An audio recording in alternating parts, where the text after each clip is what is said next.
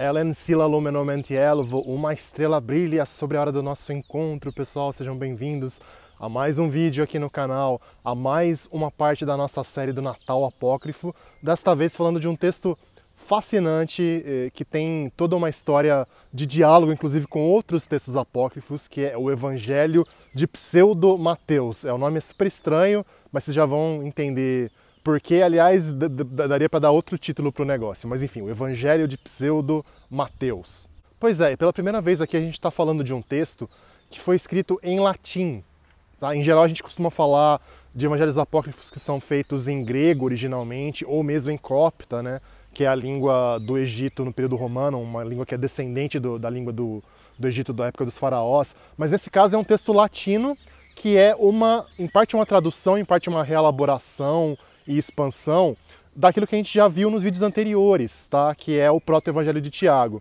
É a maneira como algumas das informações, dos dados, das narrativas, enfim, dos motivos literários do texto do Proto-Evangelho de Tiago foram transmitidos no Ocidente, porque era um texto oriental, do Mediterrâneo Oriental, feito para comunidades que falavam grego, e essa tradição veio para o Ocidente em latim por meio desse Evangelho do Pseudo-Mateus. Então, em grande parte, a gente vai ver várias das coisas que a gente já viu, a história de Maria desde pequenininha, da família dela, do Joaquim e da Ana, Maria sendo criada no templo desde pequena, a cerimônia na qual José, com o seu cajado, apareceu a pombinha, José ficou com Maria e tudo mais, mas com um twist, com uma pequena modificação assim interessante que até ajuda a datar esse texto, na verdade. E isso por quê? Porque, ao contrário do que acontece no Proto-Evangelho de Tiago, nesse Evangelho de Pseudo-Mateus, diz-se que Maria passa o tempo todo no templo com horários bem fixos assim, trabalhando e rezando. Então, fazendo orações em horários fixos e fiando, mexendo com tecidos e tal, com a lã, em outros períodos. E isso, para muita gente, dá a ideia de que o texto foi traduzido para o latim ou adaptado para o latim, provavelmente na época em que a regra de São Bento, a regra monástica de São Bento, né, dos monges beneditinos, foi criada, que tinha justamente essa coisa bem marcada de trabalhar e orar, trabalhar e orar. Então se imagina que foi um texto criado por inspiração monástica, retratando Maria como um símbolo, como uma inspiração mesmo para as monjas ou para monges, para seguir essa vida com os ritmos bem regulares dos monastérios que estavam surgindo na Europa, provavelmente por volta do século VI, VII, tá, da nossa era, dessa reforma beneditina dos hábitos monásticos. Mais algumas coisinhas sobre criação, tradução, que são bem interessantes antes da gente entrar no que o texto realmente diz. Uma coisa muito engraçada é que várias cópias desse evangelho aparecem com um tipo de prefácio, com cartas trocadas entre dois bispos e o São Jerônimo, que foi justamente o tradutor da Bíblia do grego e do hebraico para o latim, tá? No final do Império Romano. E aparece então nessas cartas o São Jerônimo, a pedido desses bispos, autenticando esse texto, dizendo que vale a pena, que é interessante realmente você ter esse texto em latim e se voluntariando, e ele próprio traduziria esse evangelho para o latim. Aparentemente essas cartas também não são verdadeiras, são apócrifas, tá? E o motivo é bem interessante. O que acontece é que, pelo que a gente sabe, o São Jerônimo foi um grande opositor do Proto-Evangelho de Tiago, em grego, porque ele era um defensor da ideia de que tanto Maria quanto José foram castos, foram virgens ao longo da vida toda. Enquanto o Proto-Evangelho de Tiago, embora ele defenda a castidade e virgindade de Maria, ele fala que José tinha sido casado antes, tinha tido filhos antes. São Jerônimo era contra essa ideia. Então, para dar mais peso, digamos, mais moral pro Evangelho em latim, esses caras que a gente não sabe quem foi que traduziram, colocaram a autoridade de São Jerônimo para dar o seu selo de aprovação para o texto, embora provavelmente São Jerônimo na vida real não concordasse com essa coisa de mostrar, como aparece aqui, assim como apareceu no evangelho anterior, apócrifo, José com um casamento anterior, com filhos anteriores, tá? Então, uma pequena fraude aí de quem fez esse texto, aparentemente, é uma certa malandragem, pelo menos, tá?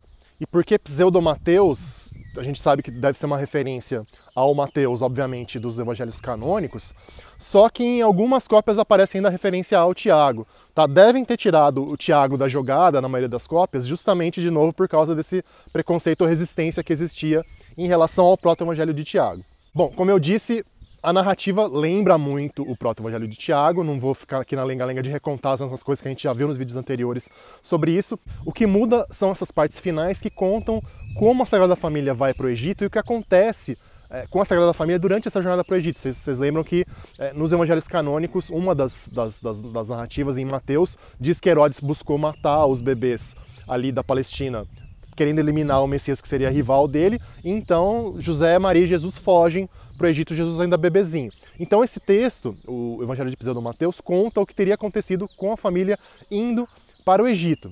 Uma coisa interessante é que mostra José e Maria então com um pequeno séquito, né? Eles não são tão pobres como a gente parece ver nos evangelhos canônicos. Então José tem 3 serviçais com ele, Maria tem uma atendente junto com ela, eles vão indo para o Egito, e aí começam a acontecer coisas miraculosas, coisas mágicas, já mostrando o poder divino do menino Jesus naquele momento.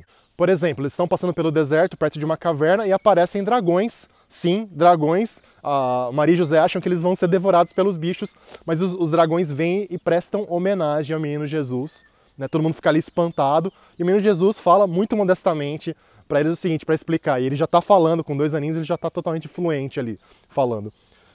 Não pensem que eu sou apenas uma criança pequena, pois eu sempre fui o homem perfeito, e hoje sou esse homem perfeito.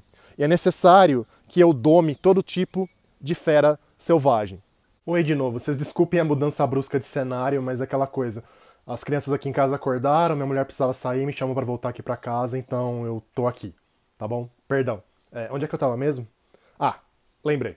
Estamos então na viagem da família de Jesus pelo deserto, e ele já encontrou os dragões, e agora apareceram os leões e os leopardos, que mansamente continuam acompanhando o menino Jesus, José e Maria, pelo deserto, misturados aos lobos também junto ali, cabras, ovelhas, todo mundo bonzinho, formando esse séquito para honrar e acompanhar Jesus pelo deserto em direção ao Egito. Pois é verdade. E a citação que aparece no Evangelho de Pseudo-Mateus para justificar isso é justamente aquela frase famosa de Isaías, de que o leão e o cordeiro vão ficar juntos, que os lobos andarão junto com os cabritos. E só porque eu tô com a camisa do Capitão América aqui, né, aparece ali aquela coisa, eu entendi a referência, que é uma coisa muito realmente comum dos evangelhos, seja os canônicos, seja os apócrifos, que é realmente mostrar essas referências em relação ao Antigo Testamento, aos profetas. Também antes, nesse mesmo texto, teve uma referência aos Salmos, é uma coisa realmente bem comum. Pois é, e segundo a narrativa, no 3º dia de viagem, Maria está muito cansada, José também. José fala, nossa, a gente vai demorar 1 mês para chegar no Egito. E Jesus fala, não se preocupem, para não cansar demais vocês, a gente vai chegar. Nesse momento é meio que como se Jesus, ele não estala o dedo, mas como se ele estalasse e se teleportou para o Egito. Eles, chegaram no Egito. Mais uma demonstração dos poderes do menino Jesus. Só que antes desse milagre do teleporte, a gente teve, do teletransporte, enfim, a gente teve o milagre da palmeira, que é outra coisa muito interessante e curiosa dessa narrativa, que é o seguinte, eles estão ainda no deserto, Maria vê a palmeira, provavelmente seria uma tamareira, imagino eu, e ela tá com vontade de comer os frutos da palmeira. Então o menino Jesus fala com a palmeira, para a palmeira primeiro se abaixar e trazer os frutos até o nível da mãe dele. A palmeira obedece a ordem, depois ele fala, palmeira, pode levantar. A palmeira se levanta. Maria está com sede e Jesus faz com que uma fonte de água surja nas raízes da palmeira. E para premiar, digamos, a palmeira por ter feito esse grande favor para a mãe de Jesus, vem um anjo, pega um galho dessa palmeira para plantar como se fosse uma muda dessa palmeira no paraíso. Jesus fala que os frutos dessa palmeira que alimentaram a minha mãe vão estar disponíveis para os que forem ao paraíso de Deus no futuro. E aí a gente tem um milagre final dessa peregrinação do menino Jesus pelo Egito, que é o seguinte, eles chegam a uma cidade onde eles provavelmente vão passar a morar. Essa cidade tem um grande templo aos deuses pagãos do Egito, com 365 estátuas de deuses, um deus para cada dia do ano. E quando o menino Jesus se aproxima, então, desse templo, todas as estátuas dos deuses caem todas no chão, em posição de adoração ao menino Jesus.